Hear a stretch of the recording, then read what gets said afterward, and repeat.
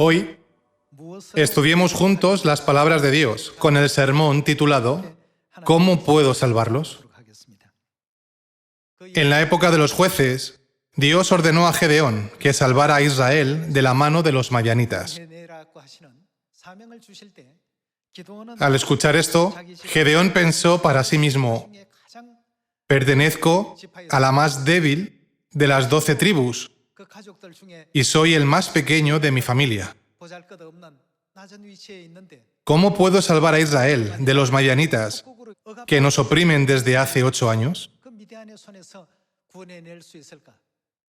Al principio, cuando Gedeón consideró las opciones, su confianza desapareció. No creía que fuera la persona adecuada para esta tarea. No creía tener el poder o el liderazgo para salvar a los israelitas de los madianitas. Le pidió a Dios que le diera una señal de que estaría con él hasta el final. Entonces, Dios le mostró varias de ellas para ayudarle a creer. Solo entonces Gedeón obedeció la voluntad de Dios. Al principio preguntó a Dios: ¿con qué salvaré yo a Israel? La respuesta de Dios fue: ¿no estoy yo contigo? Solamente Dios era la respuesta. ¿No estoy yo contigo? He dicho que te ayudaré en esta tarea y que salvaré a Israel. ¿Qué otras herramientas o a quién más necesitas? Aunque nosotros decimos que vivimos en la fe, tendemos a buscar los caminos de este mundo para guiar nuestra vida de fe. Esto es porque estamos rodeados del mundo físico. Ocurre, aunque afirmemos que estamos haciendo la obra de Dios. Cuando Gedeón preguntó a Dios: ¿cómo puedo salvar a Israel?, Dios no dijo: trae a un famoso erudito y realiza esta obra del Evangelio a través de su sabiduría. Dios no dijo: necesitas decenas de miles de personas para cumplir mi voluntad. Dios solo dijo: ¿no estoy yo contigo? Somos débiles e incompetentes. Sin embargo, cada vez que veo cómo Dios condujo a aquellos que eran débiles a derrotar y conquistar naciones fuertes de forma tan asombrosa, pienso que nunca debemos olvidar la impresionante obra de Dios mientras caminamos por el camino del Evangelio, viviendo nuestras vidas de fe.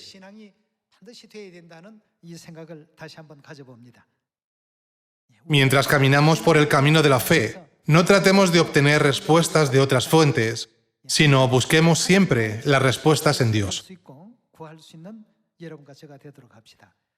Veamos el libro de Jueces, capítulo 6, versículo 15. Entonces le respondió: «Ah, Señor mío, ¿con qué salvaré yo a Israel? He aquí que mi familia es pobre en Manasés». Está explicando a Dios acerca de su entorno. «Y yo el menor en la casa de mi padre». Jehová le dijo: «Ciertamente yo estaré contigo y derrotarás a los madianitas como a un solo hombre». Mi familia pertenece a la tribu más débil y yo soy el más pequeño de mi familia. ¿Cómo puede decir que puedo salvar a los israelitas de la mano de los madianitas? También nosotros ponemos con frecuencia excusas similares a las que dio Gedeón. Aunque digamos que creemos en Dios, en lugar de pensar primero en Dios, a menudo nos preguntamos: ¿las circunstancias que nos rodean están controladas o nos superan? Al seguir pensando de esta forma, las tareas que Dios nos ha ordenado realizar suelen quedar relegadas a un segundo plano. ¿Cuántas veces Dios ha elegido a los débiles para derrotar a las naciones poderosas? Piensen en David, que era demasiado joven para ser enviado a un campo de batalla y, sin embargo, salió a luchar contra Goliat, contra quien ni siquiera los guerreros experimentados se atrevían a luchar, derrotándolo finalmente. Cuando vemos cómo todas estas cosas asombrosas han ocurrido en Dios, podemos encontrar la respuesta a la pregunta ¿cómo puedo salvarlos? La única respuesta a esta pregunta es Dios. Te daré la victoria y salvaré a todo Israel. Por lo tanto, solo entrega este mensaje a los israelitas y haz lo que te digo. Solamente comunica a los israelitas, entre los 32.000 hombres israelitas, cualquiera que tiemble de miedo, vuélvase.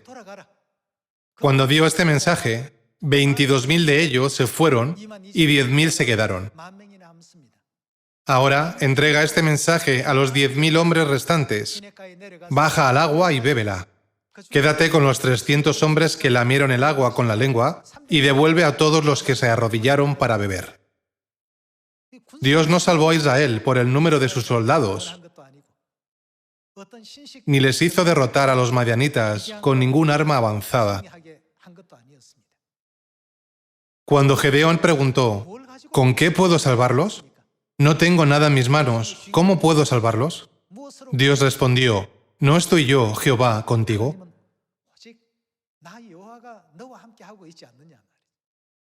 Podemos sentirnos igual que Gedeón al ver a los 135.000 soldados madianitas.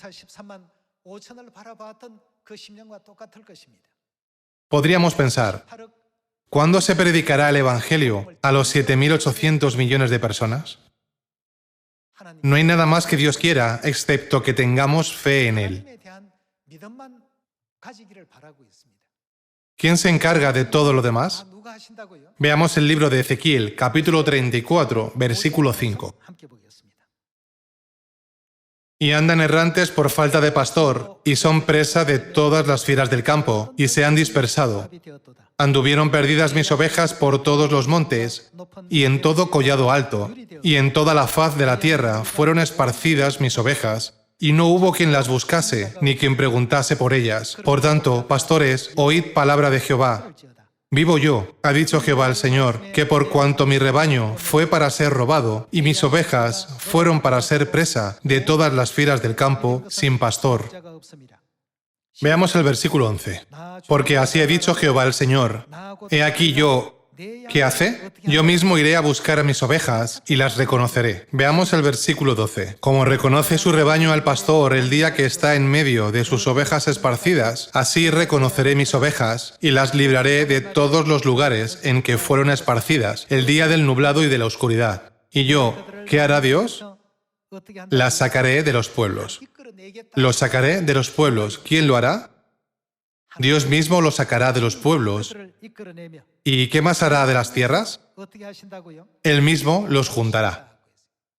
Dios no lo hizo a través de otra persona, como un profeta famoso como Moisés, o el profeta Isaías, o el rey David físico, que tenía tan grandes habilidades de liderazgo, o Salomón, que era conocido por su sabiduría, sino que dijo, yo mismo lo haré todo. Y yo las juntaré de las tierras, las traeré a su propia tierra, y las apacentaré en los montes de Israel, por las riberas, y en todos los lugares habitados del país. Veamos el versículo 14. En buenos pastos las apacentaré, y en los altos montes de Israel estará su aprisco.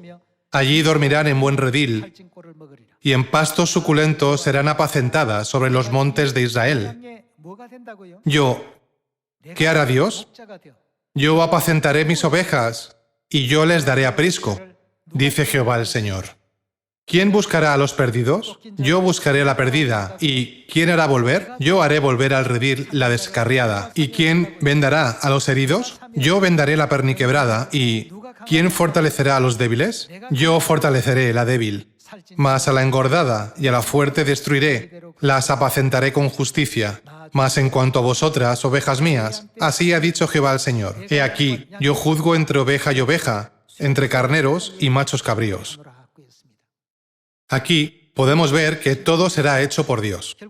Señor, mire a mi alrededor. No tenemos tantos guerreros como el ejército madianita y no somos tan fuertes como ellos. No tenemos hombres con grandes conocimientos. ¿Con qué salvaré yo a Israel? No sé qué hacer.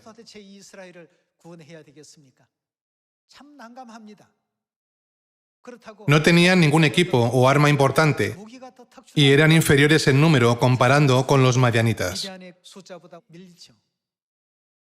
¿Cómo entonces podemos salir victoriosos? Dios le dio la respuesta. No dijo, tú, Gedeón, ve y hazlo con tu propia estrategia y sabiduría. Sin embargo, dijo, solamente haz lo que yo te diga. Esto es lo que nosotros, los profetas, debemos hacer, y este es el papel de los obreros de Dios. ¿Quién es el que lo hará pronto a su tiempo? Dios dijo, yo, Jehová, haré que esto sea cumplido pronto. ¿Qué pasa si solo tratamos de encontrar personas con mucho conocimiento y grandes armas de guerra y descartamos el hecho de buscar a Dios? ¿Qué ocurre con la obra del Evangelio en este caso? Solo prolongaría su cumplimiento.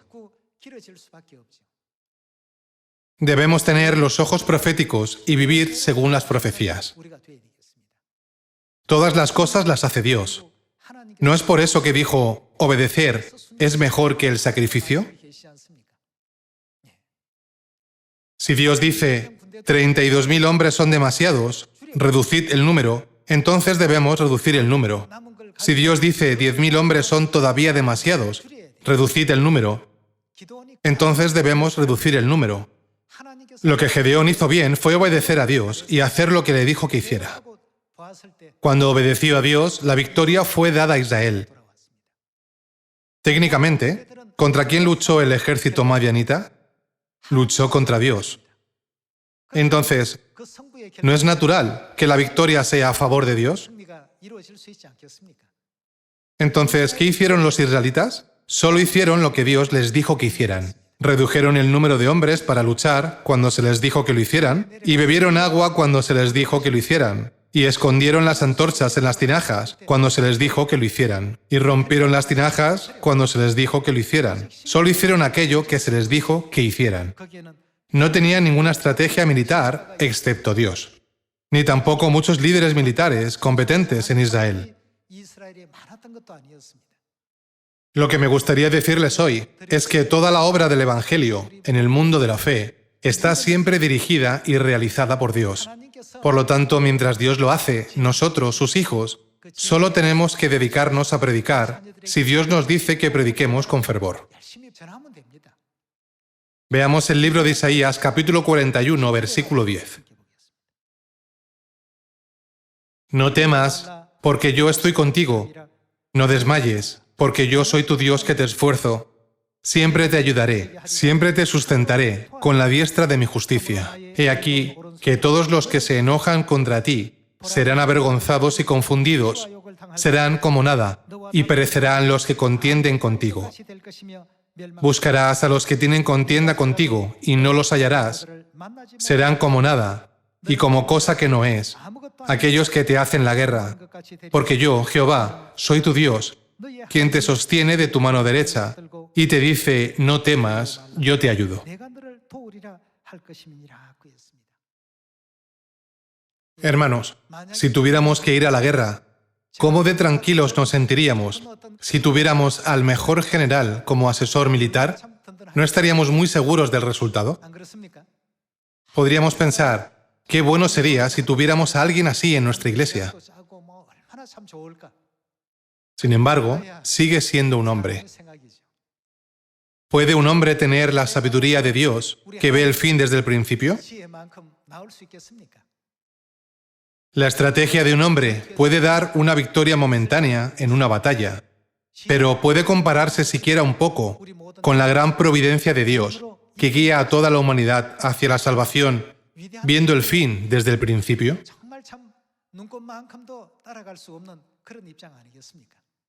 Veamos el libro de Josué, capítulo 6, versículo 1. Ahora Jericó estaba cerrada, bien cerrada, a causa de los hijos de Israel. Nadie entraba ni salía. Mas Jehová dijo a Josué: Mira, yo he entregado en tu mano a Jericó y a su rey, con sus varones de guerra. Rodearéis, pues, la ciudad, todos los hombres de guerra, yendo alrededor de la ciudad una vez. Y esto haréis durante 6 días. No fue la propia estrategia de Josué. Era un mensajero y un líder que transmitía la voluntad de Dios a los israelitas y les animaba a obedecer la voluntad de Dios. En el versículo 4 dice: Y 7 sacerdotes llevarán 7 bocinas de cuernos de carnero delante del arca, y al 7º día daréis 7 vueltas a la ciudad, y los sacerdotes tocarán las bocinas. Y cuando toquen prolongadamente el cuerno del carnero, así que oigáis el sonido de la bocina, todo el pueblo gritará a gran voz, y el muro de la ciudad caerá. Entonces subirá el pueblo, cada uno derecho hacia adelante. En ninguna parte de la Biblia vemos que Josué y sus consejeros se reunieran para idear una táctica o estrategia.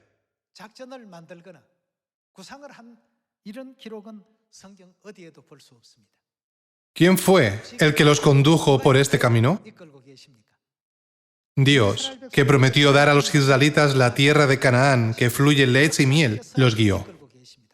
Dios dijo: los buscaré, los reuniré y los rescataré.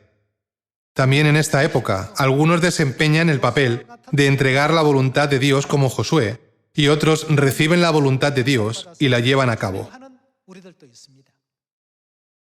Sin embargo, en realidad, es Dios quien lo hace todo.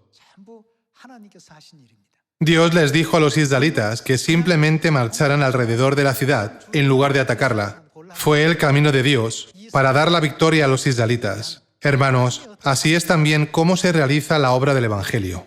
Cuando Dios nos dice prediquemos, solo tenemos que predicar con diligencia. Y cuando Dios dice marchemos alrededor de la ciudad, solo tenemos que marchar alrededor de ella. Cuando Dios dice gritar, solo tenemos que gritar. Sin embargo, si alguno no grita por miedo, Dios se arrepentirá de haber elegido a esa persona. Solo cuando gritaron, como se les había dicho, Dios se preparó para hacer que la ciudad de Jericó se derrumbara. ¿Qué sucedió con Jericó cuando los israelitas siguieron las instrucciones de Dios? Josué capítulo 6, versículo 16 dice: Y cuando los sacerdotes tocaron las bocinas la 7ª vez, Josué dijo al pueblo: Gritad, porque Jehová os ha entregado la ciudad. Y será la ciudad anatema a Jehová, con todas las cosas que están en ella. Solamente Rahab la ramera vivirá, con todos los que estén en casa con ella, por cuanto escondió a los mensajeros que enviamos. Pero vosotros, guardaos del anatema, ni toquéis, ni toméis alguna cosa del anatema, no sea que hagáis anatema el campamento de Israel, y lo turbéis. Mas toda la plata y el oro, y los utensilios de bronce y de hierro, sean consagrados a Jehová, y entren en el tesoro de Jehová. Entonces el pueblo gritó, y los sacerdotes tocaron las bocinas, y aconteció que cuando el pueblo hubo oído el sonido de la bocina, gritó con gran vocerío, y el muro se derrumbó. El pueblo subió luego a la ciudad, cada uno derecho hacia adelante, y la tomaron. ¿Qué opinan, hermanos? Ya que siempre estudiamos la Biblia, tenemos bastante conocimiento sobre ella. Sin embargo, cuando nos enfrentamos a una situación, a menudo tendemos a buscar personas con experiencia que tengan capacidad y otras condiciones favorables. A menudo olvidamos que Dios está presente ante esta misma situación. Habría sido estupendo si Dios hubiera elegido como discípulos a los fariseos o escribas que tenían mucho conocimiento de la Biblia. Sin embargo, Dios eligió a unos pescadores a orillas del mar y los hizo sus discípulos. Piensen en la razón. ¿Por qué los eligió a ellos? Dios se fija más en nuestra obediencia que en nuestra capacidad. Dios busca a las personas que obedecen la voluntad de Dios con fe. No busca a los que no gritan, aunque Dios les diga que griten, ni marchan alrededor de la ciudad, aunque Dios les diga que marchen alrededor de ella. Es porque Dios ya ha preparado la fórmula ganadora. Dios ha permitido que las noticias de Dios Madre y Dios Padre y de la Iglesia de Dios sean entregadas a todas las personas mediante la predicación en línea. Si prestamos siempre atención a las palabras de Dios y la obedecemos, algún día pensaremos, ¿cuándo hemos predicado a toda esta gente? Mientras cada uno de nosotros predica a 10 personas, Dios predica a 1000 y 10.000 personas. Mientras nosotros solo marchamos, Dios ya está haciendo que se derrumbe. Debemos tener en cuenta que Dios está siempre en el centro de esta gran obra. Dios busca personas que tengan fe para hacerlas sus discípulos, no personas experimentadas, ni hombres de gran capacidad o conocimiento. Dios busca hombres fieles como Noé y Abraham. Puesto que Dios quiere encontrar a todas estas personas y realizar la gran obra del Evangelio, les pido que se conviertan en los hijos de la fe, que siempre prestan atención a la palabra de Dios y la obedecen. Veamos una palabra más en Éxodo capítulo 17. En el versículo 8 dice: Entonces vino Amalec y peleó contra Israel en Refidim, y dijo Moisés a Josué: Escógenos varones y sal a pelear contra Amalec. Mañana yo estaré sobre la cumbre del collado, y la vara de Dios en mi mano. E hizo Josué como le dijo Moisés, peleando contra Amalec, y Moisés y Aarón y Hur subieron a la cumbre del collado. Y sucedía que, cuando alzaba Moisés su mano, ¿quiénes ganaban? Israel prevalecía. ¿Dependía el resultado de la guerra de la habilidad de las personas que empuñaban las espadas en el campo de batalla? ¿O lo hizo Moisés, que levantó las manos en la cima de la montaña?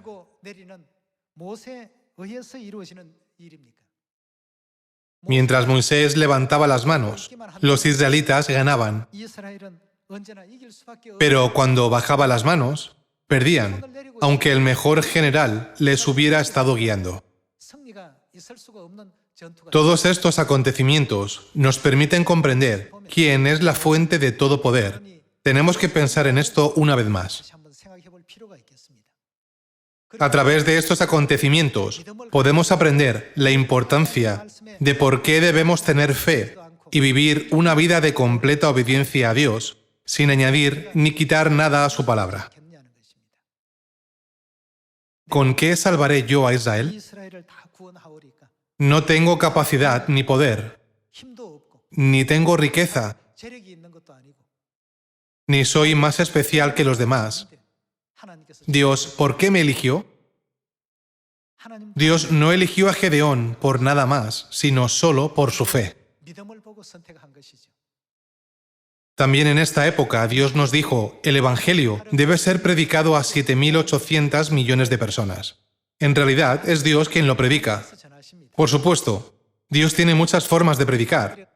Predica a través de la boca de sus hijos y también desarrolla varios avances de tecnología a través de Internet, ya que sus hijos no pueden predicar a todo el mundo. Desde nuestro punto de vista, parece que la ciencia se ha desarrollado por los científicos. Sin embargo, ¿no es Dios quien ha dado la sabiduría y el conocimiento a las personas en cada época para desarrollar la ciencia y avanzar para la obra de la salvación? Si Dios hubiera dado tal sabiduría y conocimiento a la gente en el tiempo de Abraham, no habríamos tenido las oportunidades que tenemos hoy. No podríamos haber tenido la oportunidad de conocer a Dios Padre y Dios Madre, ni de ver los registros de Josué, Gedeón y Moisés, y tendríamos que ser arrojados al mundo de la muerte eterna.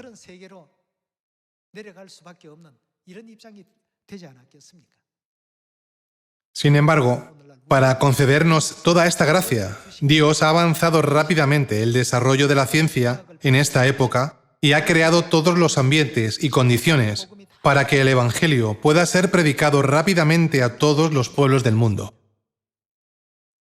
Ahora podemos ver y oír en tiempo real lo que ocurre en el lado opuesto de la Tierra. Dios ha creado un mundo en el que se puede conocer todo sin necesidad de hacer un viaje hasta allí. ¿Qué puedo hacer? Yo no puedo hacer nada, pero nuestro Dios puede hacerlo todo.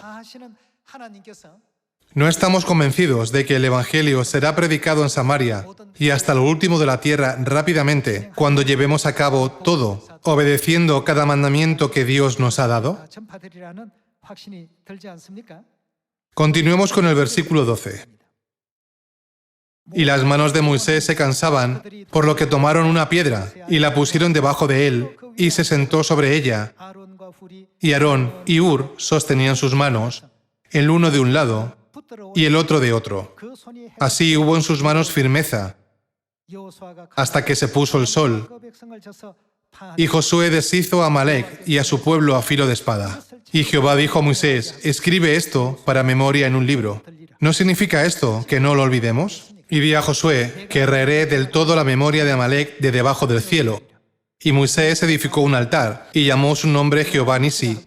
Y dijo: por cuanto la mano de Amalec se levantó contra el trono de Jehová, Jehová tendrá guerra con Amalec de generación en generación. Los humanos piensan que el resultado de todas las cosas proviene de las relaciones entre las personas. En realidad, hay una fórmula ganadora que Dios ya ha preparado en el mundo espiritual, por lo que instruye a los seres humanos en esta tierra para que lo hagan de esta manera. Si seguimos ese camino tal como es, sin duda, podremos tener el resultado que Dios ha preparado. Sin embargo, si desobedecemos la voluntad de Dios y le añadimos nuestros propios pensamientos y lo hacemos a nuestra manera, Dios nos reemplazará por alguien que sea más obediente para obtener el resultado que desea. Hemos visto en ocasiones que muchos creyentes no tenían educación y carecían de muchas cosas en la época de la iglesia primitiva.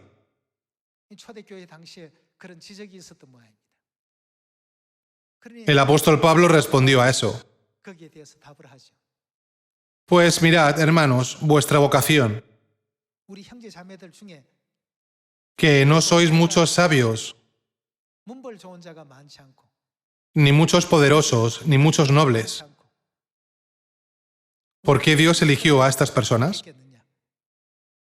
Es revelar a través de los débiles que la fuente de la fuerza está en Dios. Recuerdan estas palabras, ¿verdad? Aunque tengamos condiciones desfavorables en esta tierra, Dios convierte lo que es desfavorable en algo aún mayor. Es nuestro Dios quien hace más fuertes a los débiles que a los fuertes. Este Dios está en la Iglesia de Dios. ¿No es por esto que la Iglesia de Dios salvará al mundo entero? No olviden que Dios es siempre nuestro tesoro. Debemos darnos cuenta rápidamente de que Dios está operando este mundo tridimensional en el que vivimos los humanos. Por este motivo, la obra del Evangelio puede completarse más rápidamente y el reino de los cielos puede estar más cerca. Pensemos en esto una vez más. En Isaías capítulo 60, versículo 20 está escrito: no se pondrá jamás tu sol, ni menguará tu luna, porque Jehová te será por luz perpetua. Dios será nuestra luz, y los días de tu luto serán acabados. El día en que nuestros momentos de dolor terminen, tendremos alegría y gozo eternos en el mundo angelical del cielo. Disfrutaremos de la vida eterna y de las bendiciones para siempre junto con Dios, que nos dará la alegría de ver cómo se hace una nueva creación cada día. Veamos el versículo 21. Y tu pueblo, todos ellos serán justos, para siempre heredarán la tierra. Renuevos de mi plantío, obra de mis manos, para glorificarme. El pequeño vendrá a ser 1000, el menor, un pueblo fuerte. Yo, Jehová, a su tiempo, haré que esto sea cumplido pronto. Dios dijo que lo llevaría a cabo todo. Solo tenemos que seguir ese camino. Tenemos que hacer todo lo posible para llevar a cabo lo que Dios nos dice que hagamos. Cuando Dios nos confía la obra, seamos fieles con ella y hagamos lo mejor posible para llevarla a cabo. Cuando Dios nos confía algo que debe hacerse con pasión, hagámoslo con pasión. Cuando Dios nos confía el cuidado de los miembros, hagámoslo de la mejor forma posible. Cuando Dios nos confía la predicación, hagamos todo lo posible para predicar con fe. Dios nos pidió que recordáramos una cosa cuando prediquemos. Leamos Isaías 51, versículo 7. Oídme, los que conocéis justicia, pueblo en cuyo corazón está mi ley. ¿Qué es lo que no hay que temer? No temáis afrenta de hombre, ni desmayéis por sus ultrajes, porque como a vestidura los comerá polilla, como a lana los comerá gusano, pero mi justicia permanecerá perpetuamente, y mi salvación por siglos de siglos. Dios nos dio esta advertencia. ¿Qué es lo que no debe aterrorizarnos? Dios dijo, no temáis afrenta de hombre. ¿Y qué hay de sus ultrajes? Ni desmayéis por sus ultrajes. No debemos temer esas cosas, sino dar testimonio de la verdad a todos los pueblos del mundo en obediencia al mandato de Dios. Espero que todos los hijos de Sión tomen la iniciativa para salvar al mundo. Con esto, me gustaría concluir el sermón de hoy.